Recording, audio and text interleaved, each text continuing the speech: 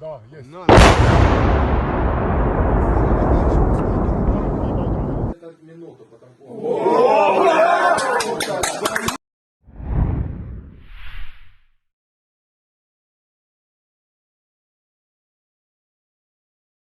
Hello, folks, and welcome back to Chris Wyatt. This is a Colonel retired Chris Wyatt, U.S. Army, with an update on day 16 of the Russian invasion of Ukraine.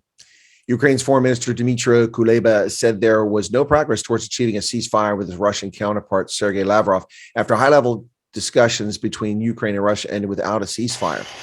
This comes 2 weeks after Moscow invaded its neighbor.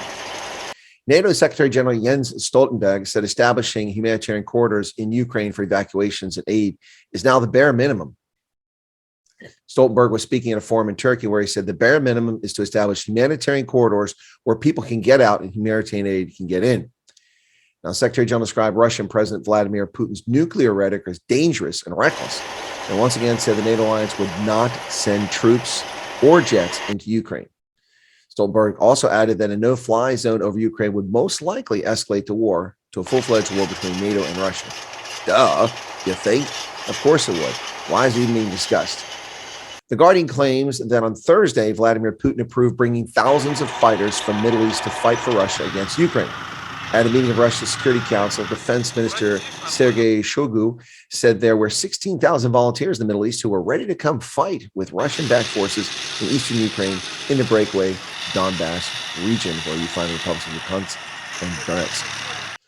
CNN's Jacqueline Howard follows up on something Reuters first reported recently with an article claiming the World Health Organization had recommended Ukraine destroy its high-threat pathogens in health labs to prevent potential spills. As Russia continues this invasion, the World Health Organization has strongly recommended to the Ministry of Health in Ukraine to safely destroy high-threat pathogens that might be housed within the country's public health labs in order to prevent any potential spills. Now, the World Health Organization confirmed this in an email to CNN today. The World Health Organization also promotes biosecurity at laboratories, for example, prevention of accidental or deliberate release of pathogens. As part of this work, the WHO has strongly recommended to the Ministry of Health in Ukraine and other responsible bodies to destroy high-threat pathogens to prevent any potential spills. Now, they noted in their email that they do this and they would assist where needed and whenever possible. They routinely assist member states in improving public health capacities, including facilitating improved safety and security of laboratories. This according to Chariki Yasarevich in that email. The World Health Organization's advice to the Ukraine should not confuse anyone who is listening to claims that Ukraine has biological warfare labs. This recommendation is not related to any such claims.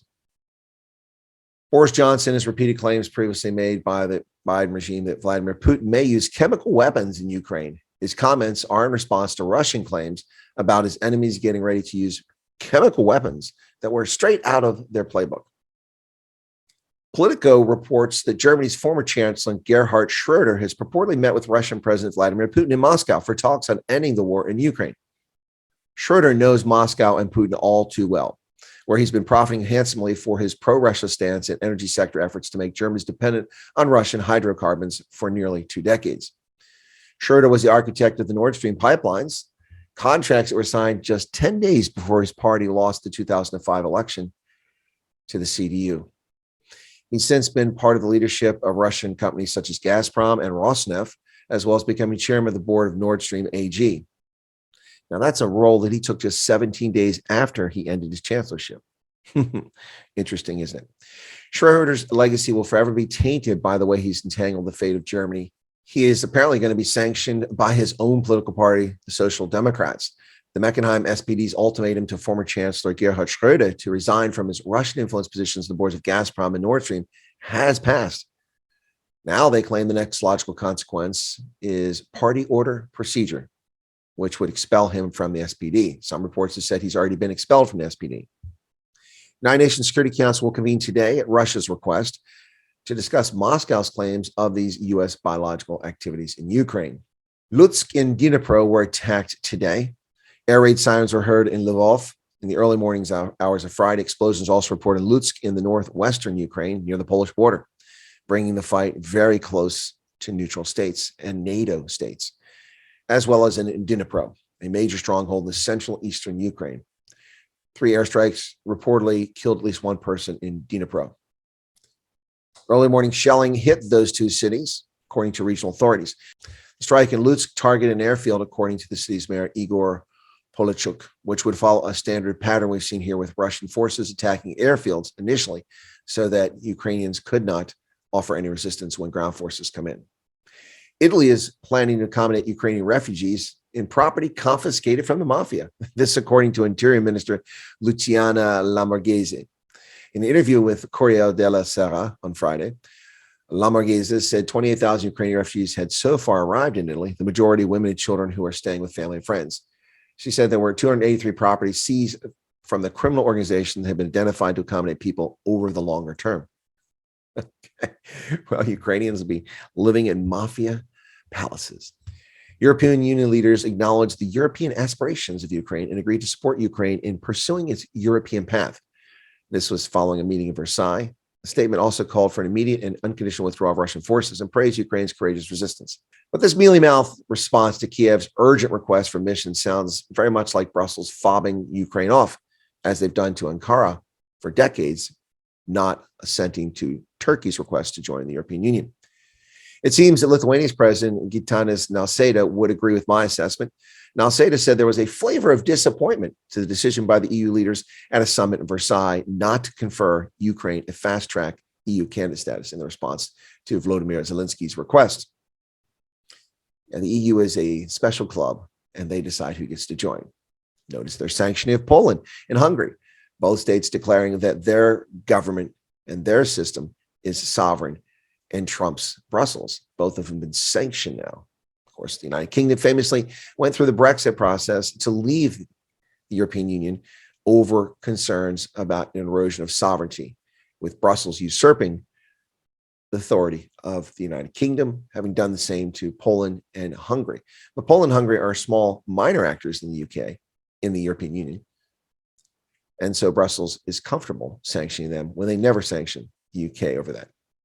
Russian forces may be regrouping in an effort to encircle Kiev. Could be significant. Maxar Technologies released imagery on Thursday that show large military convoy lasting northwest of Kiev had dispersed and redeployed. Maxar said the picture showed that army units had fanned out through towns and forests in the area with artillery pieces moved in potential firing positions. Now, assuming the videos of counter battery fire, anti-tank guided missile attacks, and drone strikes that have been flooding social media are genuine, this regrouping is far more likely an effort to begin sound tactical maneuvers and positioning after getting pummeled and taking unacceptable losses from an unseen Ukrainian foe, whether they're in the ground hiding, firing ATGMs, or it's artillery firing counter battery fire, or these drone strikes, which appear to be having devastating effects on Russian maneuver. In his latest video address, Ukraine's President Volodymyr Zelensky said Russia was a terrorist state and the world must know it. The world must acknowledge it. He also accused Russian forces of attacking a convoy of humanitarian aid for the besieged city of Mariupol. United States President Joe Biden will announce another ratcheting up of the economic pressure on Friday when he calls for the end of normal trade relations with Russia. That's supposed to happen today. This measure will cast Russia into the economic wilderness along with Cuba, North Korea, and deepen the recession the International Monetary Fund says is already beginning to hit Russia. Ukrainian military claim to have recaptured the village of Viktorivka, south of Chernihiv. If true, it could be the second town to be recaptured in as many days, as Ukrainian forces are trying to prevent Russian forces from surrounding the city. This is, of course, critically important for Ukraine's defense, as that salient in the northeast remains open, and Russian forces have yet to close that gap and link up with forces north and northwest of Kiev, which would be essential for moving forward. This has led to a long, now over week-long operational pause, as I've described it, which many analysts suddenly caught on to. Wow, it's an operational pause, and also an effort to move logistics forward. But these drone strikes, these counter battery fires, which seem to be quite effective, apparently, if these videos are accurate. Of course, we're not on the ground. We can't prove the provenance of any of these videos. They come from the Ukrainian Ministry of Defense and from social media, so we really don't know. But the bottom line is the Russians having captured Kiev, even though half the city has fled, according to officials, and Ukrainian forces seem to be holding their own, apparently through the use of these Turkish drones, anti-tank guided missiles, which are coming from all over Europe, from Portugal, from Sweden, for sure. We've seen them from Sweden, and also from the UK. So that's what's happening. Now, regarding the issue of President Joe Biden trying to send Russia further into the economic wilderness and halt all normal trade relations, why haven't we done this already? It's day 16. In fact, Russia moved 70,000 troops to the Ukrainian border 6 weeks after Biden became president, back in March of 2021, a year ago. Why didn't we take these actions a year ago? Why is it Joe Biden is so reticent to punish Russia? What does Russia have on Joe Biden? Remember when Trump was president and the fake Russian dossier paid for by the Clinton campaign and Democratic National Committee to smear candidate Trump and President Trump? It led to 4 years of distractions on domestic and foreign policy, undermining the reputation and the efficacy of our government and our nation. Why isn't anyone asking the same ludicrous question? What does Moscow have on Joe Biden? What are they holding on him? What tapes? What videos? Did Joe Biden tinkle on prostitutes? Of course, what I'm saying is sheer stupidity. It's idiotic. But then all the mainstream media ran with that story and repeated it over and over and over again. Yet they don't make the same ludicrous claims today. But there's actually some merit to the question is why Joe Biden so soft on Russia? Does he have friends in the Kremlin? Is he buddies with Putin despite his public protestations to the contrary? Why is Joe Biden so soft on China with what's happened to the Uyghurs, intellectual property theft, Chinese malfeasance, its informal trade barriers which block U.S. goods and services from reaching China? Joe is soft on China. Joe is really soft on Ukraine and Russia. Why? Why is Joe so soft on the Ukraine? Ask yourself that question. Folks, this has been the Day 16 update on the Russian invasion of Ukraine. If you're not a subscriber, why don't you become one? Big push that button right down there. Join the channel and follow objective analysis of the events in the Ukraine conflict. Oh, well, really, it's a war and it's a Russian invasion. But the United Nations has told its staff not to call it a war or an invasion. In the same message they sent out to staff, they also told them not to use Ukrainian flags in their signature blocks and their emails. Now, that's reasonable because that's partisan, showing your personal support. But they also told UN employees not to do such things in their personal accounts. It's not a war. It's not an invasion. Well, United Nations, it is a war and it is an invasion. That doesn't assign guilt or blame to either party. It just states the facts that are painfully obvious. Thanks a lot, folks. Take care of yourselves. Cheers.